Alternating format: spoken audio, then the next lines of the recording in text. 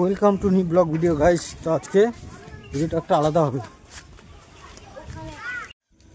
দুটো কানে কে যেন বলে গেল আয় চলে আয়, প্রতিমা চলে এসছে। সেই কারণে আমি দৌড়ে ছুটে চলে এলাম পুজো প্যান্ডেলে। তো প্যান্ডেলে এসে দেখি এখনও কিছু দোকান বসেনি, সব খালি খালি। যে একজন দোকান করছে তার এই বলছে আমাকে ভিডিওলে আমি দেখবো, আমাকে দেখাও, আমি ইউটিউবে দেখবো সার্চ করে। সেই কারণে ওকেও একটু ভিডিওতে নিলাম, সবাই দেখবে।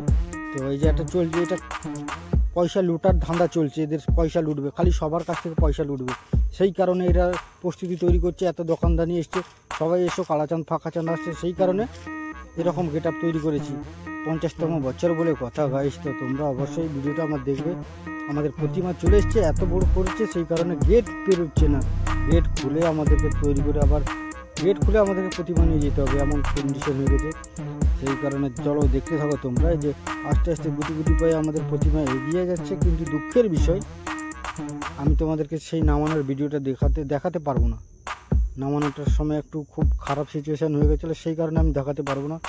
তো সবাই দেখছো গাইস, সবাই নাম কাটছে ঠাকুর। সেই কারণে সবাই দেখছে শিয়ালটা কোথায় গেল, ঘুর পড়ে গেছে, শিয়ালটা কোথায় গেল।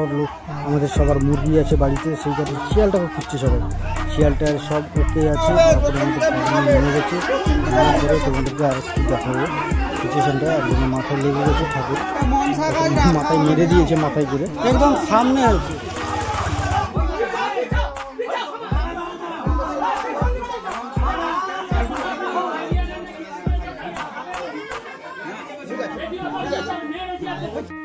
তো গাইস বিভিন্ন লাইটের ডিজাইন আসছে।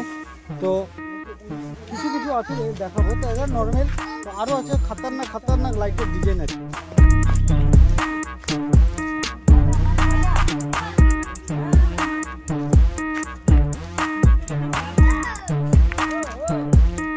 গাইস ভিডিওটা বেশি বড় করবো না, ছোট করেছি।